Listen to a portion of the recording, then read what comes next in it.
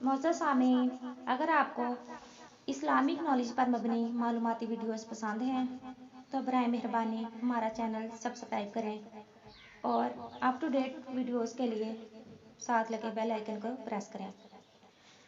आज का हमारा मौजू है कुरान मजीद की जमा तदवीन।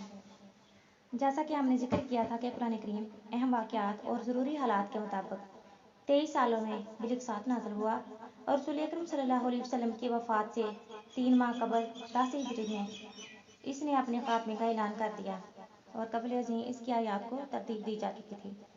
इसकी सूरतें मुकम्मल हो चुकी थी। हाँ, अलबत्ता हयात नबी में इसको एक सहीफ़ा की शक्ल में मरतब नहीं किया गया था। जब रसूल अकरम सल्लल्लाहु अलैहि वसल्लम दार फ़ानी से चले गए तो कुरान खजूर की छालों, सफ़ेद पतले पत्थरों, शाना की चौड़ी हड्डियों पर लिखा हुआ था या फिर सहाबा की ज़ुबानों पर रवां था।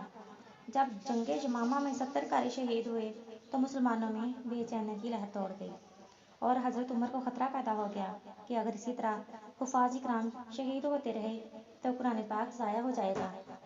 चुनांचे उन्होंने हज़रत अबू बकर सिद्दीक़ रज़ी अल्लाह तआला अन्हु को कुरान पाक जमा करने का मशवरा दिया।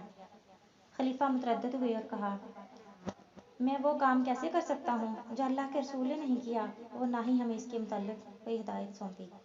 हज़रत उमर रज़ी अल्लाह तआला अन्हु इन्हें बार बार मुसलसल कायल करते रहे हत्ता कि इन्हें मादा कर लिया और ये काम हज़रत ज़ैद बिन साबित को सौंप दिया जो कातिबीन वही में से एक थे और उन्होंने हज़रत आखिरी मरतबा कुरान पाक रसूल पाक को पढ़कर सुनाया था। चुनांचे उन्होंने लोगों से लिखा हुआ और हिफ़्ज़ किया हुआ सब इकट्ठा कर लिया और उसे उस सहीफ़े में जमा कर दिया जो खिलाफत अबू बकर में उनके पास रहा और उनके बाद हज़रत उमर के पास रहा। फिर यह सहीफ़ा खिलाफत उस्मानिया में हज़रत हफ्सा के पास रहा जो ज़ौजा रसूल थी। उम्मीद है कि आपको हमारी ये आज की वीडियो पसंद आई होगी। अल्लाह हाफिज़।